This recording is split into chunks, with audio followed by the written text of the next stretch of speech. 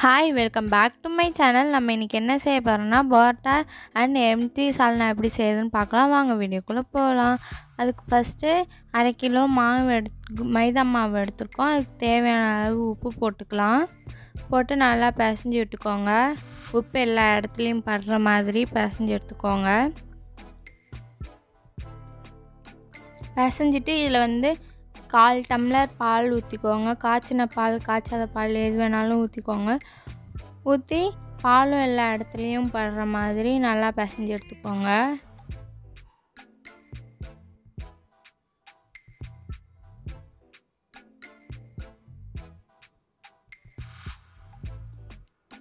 பிசைஞ்சிட்டு இதுக்கு தேவையான அளவு தண்ணி ஊற்றிக்கலாம். தண்ணி ஊற்றி இந்த மாதிரி நல்லா பிசைஞ்சிக்கோங்க.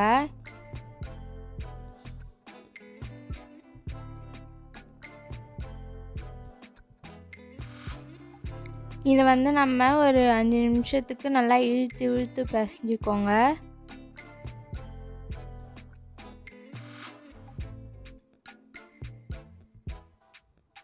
இப்படி இழுத்து பிசைக்குள்ள மாவு நல்லா சாஃப்டாகும். இந்த மாதிரி நல்லா இழுத்து பிசைஞ்சிக்கோங்க.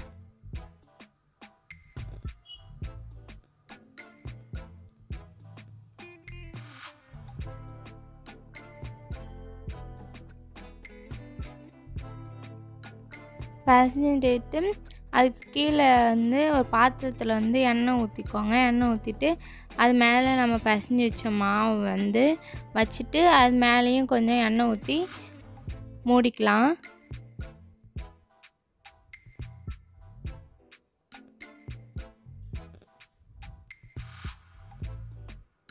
இந்த மாதிரி எல்லா இடத்துலையும் எண்ணெய் படுற மாதிரி நல்லா தடவி விட்டுட்டு ஒரு ஈர துணியை நனைச்சி வச்சுக்கோங்க. ஒரு துணியை தண்ணியில் நனைச்சி வச்சுக்கோங்க. அதை நம்ம போட்டு மூடிக்கலாம். நல்லா எல்லா இடத்துலையும் நல்லா கேப்பே இல்லாத அளவுக்கு மூடி வச்சுக்கோங்க. இதை மினிமம் 1 மணி நேரம், மேக்ஸிமம் 2 மணி நேரம் ஊற வச்சுக்கோங்க. நாங்கள் 1.5 மணி நேரம் ஊற வச்சுருக்கோம். பார்த்திங்கன்னா எவ்வளோ சாஃப்டாக இருக்குதுன்னு தெரியும். இதை நம்ம இப்போ தனித்தனியாக ஊற்றிக்கலாம். ஒரு வாட்டி பிசைஞ்சிக்கோங்க நல்லா.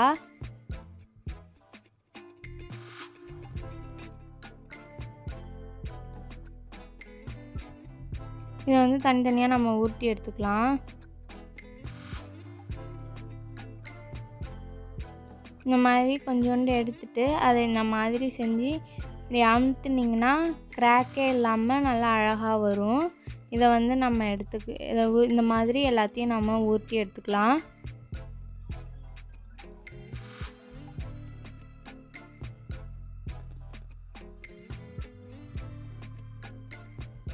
இந்த மாதிரி கொஞ்சம் கொஞ்சமாக எடுத்து நல்லா ஊற்றி எடுத்துக்கோங்க.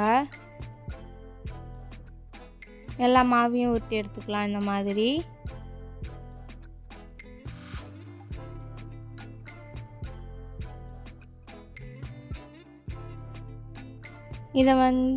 இதை எல்லாத்தையும் ஊற்றி முடிச்சதுக்கப்புறம் இது மேலேயும் கொஞ்சம் எண்ணெய் ஊற்றி நல்லா தடவி வச்சிடுங்க. தடவிட்டு நல்லா எல்லா இடத்துக்கும் படுற மாதிரி கையை வச்சு தடவி விட்டுடுங்க.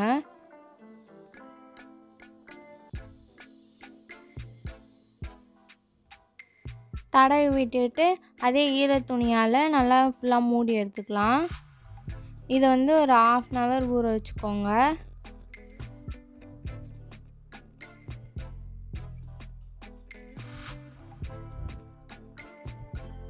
ஒரு 1/2 hour கழித்து எடுத்து நம்ம தேய்ச்சிக்கலாம். 1/2 hour ஆயிடுச்சு. நல்லா சாஃப்டாகி ஒன்றோட ஒன்று ஒட்டிக்கிட்டனால அப்படி இதை நம்ம தனியாக கீழே எடுத்து வச்சுக்கலாம். அதுக்கு முன்னாடி கீழே நம்ம எண்ணெய் தடவிக்கலாம். எண்ணெய் தடவிட்டு தேய்க்கிற கட்டையிலையும் கொஞ்சம் எண்ணெய் தடவிக்கோங்க. அப்போ தான் ஒட்டாமல் வரும். எடுத்து தடவிட்டு ஊற்றி வச்சிருந்த மாவு நம்ம தேய்ச்சி எடுத்துக்கலாம்.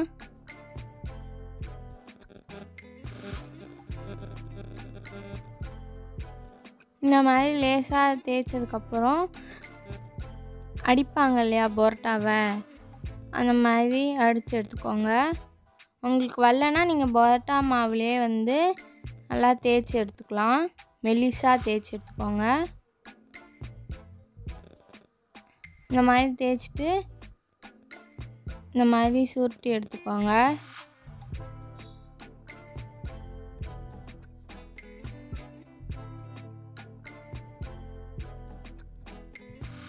இதே மாதிரி எல்லா மாவையும் நம்ம போட்டு எடுத்துக்கலாம். போட்டுட்டு நம்ம கல்லில் போடுறதுக்காக ரொம்ப அழுத்தி தேய்க்காதீங்க, லேசாக தேய்ச்சி எடுத்துக்கோங்க. அப்போ தான் அந்த டெக்ஸ்சர்லாம் நல்லா தெரியும். அப்படியே உதிரி உதிரியாக வரும். நல்லா அழுத்தி தேய்ச்சிங்கன்னா அந்த மாதிரி வராது. லேசாக மேலாப்பில் அப்படியே தேய்ச்சி எடுத்துக்கோங்க.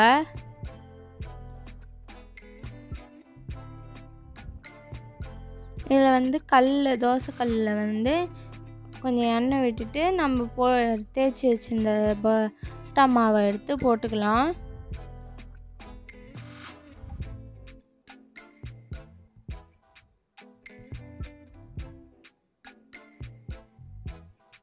போட்டு இது மேலேயும் கொஞ்சம் எண்ணெய் ஊற்றிக்கோங்க. ஊற்றி வேக வச்சுக்கோங்க நல்லா.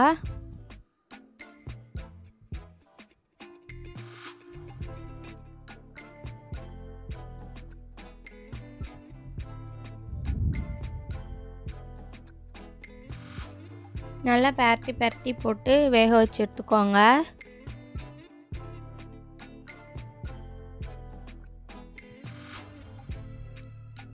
கொஞ்சம் நேரம் ஃபுல்லில் வச்சுக்கோங்க, கொஞ்சம் நேரம் சிம்மில் வச்சுக்கோங்க.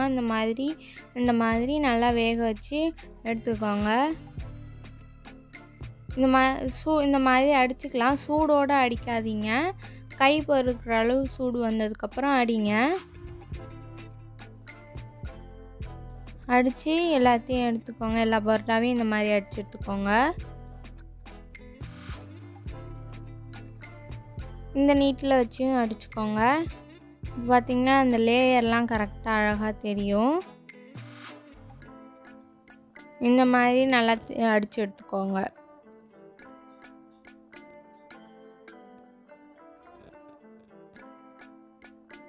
இதுக்கடுத்து நம்ம சால்னா செய்யலாம். அதுக்கு வந்து ஒரு 2 மீடியம் சைஸ் தக்காளி இந்த மாதிரி கட் பண்ணிக்கோங்க. புதினா கொத்தமல்லி 2 பச்சை மிளகாய் எடுத்துக்கோங்க. அடுத்து தேங்காய், கசகசா, சோம்பு, முந்திரி, பொட்டுக்கடலை போட்டு இந்த மாதிரி பேஸ்டாட்டம் அரைச்சிக்கோங்க. 3 மீடியம் சைஸ் வெங்காயம் எடுத்துக்கோங்க. இஞ்சி பூண்டு பேஸ்ட் எடுத்துக்கோங்க. அடுத்து வாணலில் கொஞ்சம் 2 ஸ்பூன் எண்ணெய் விட்டுட்டு அதில் வந்து நம்ம அரிஞ்சு வச்சுருக்க வெங்காயத்தை போட்டு வதக்கிக்கலாம்.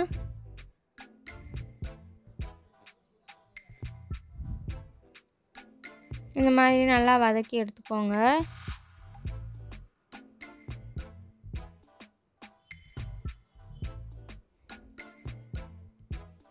இந்த வெங்காயத்தை எல்லாம் வதக்கி எடுத்துக்கலாம்.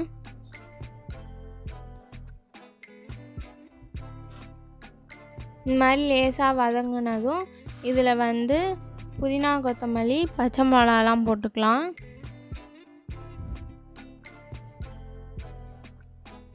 இதையும் போட்டு வதக்கி எடுத்துக்கோங்க.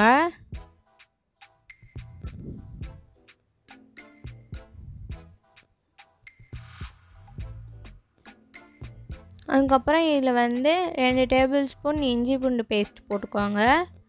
போட்டு இதையும் நல்லா இதோட பச்சை வாசனை போகிற வரைக்கும் நல்லா வதக்கி எடுத்துக்கோங்க.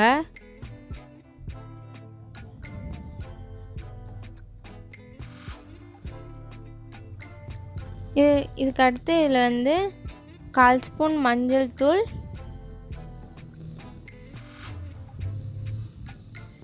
1 ஸ்பூன் சீரகத்தூள், 1 ஸ்பூன் சோம்புத்தூள் போட்டு மிக்ஸ் பண்ணிவிட்டு அடுத்து இதில் வந்து 1 ஸ்பூன் மிளகாய்த்தூள் எடுத்துருக்கோம். 1/2 ஸ்பூன் காஷ்மீர் மிளகாய்த்தூள், 1/2 ஸ்பூன் சாதா மிளகாய்த்தூள் சேர்த்து வதக்கிக்கோங்க. அடுத்து இதில் 1 ஸ்பூன் மல்லித்தூள் சேர்த்துக்கோங்க.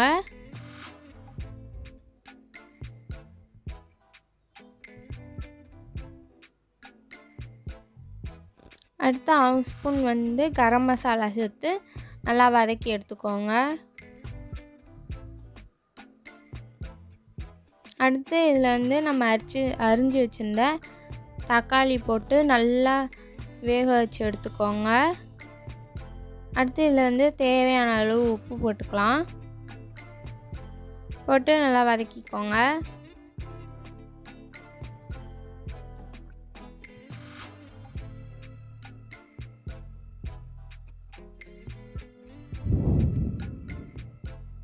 இந்த மாதிரி நல்லா தக்காளி வெந்ததுக்கப்புறம் இதில் தண்ணி ஊற்றிக்கலாம்.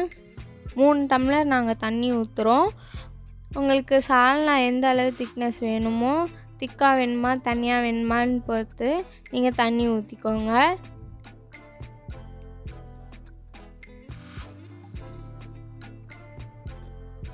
தண்ணி ஊற்றிட்டு ஒரு வாட்டி மிக்ஸ் பண்ணிவிடுங்க. மிக்ஸ் பண்ணி வச்சுட்டு ஒரு 2 நிமிஷம் மூடி வச்சுருங்க. அதுக்கப்புறம் திறந்து நம்ம அரைச்சி வச்சுருந்த பேஸ்ட்டை போட்டுக்கலாம். போட்டு நல்லா மிக்ஸ் பண்ணி விட்டுடுங்க.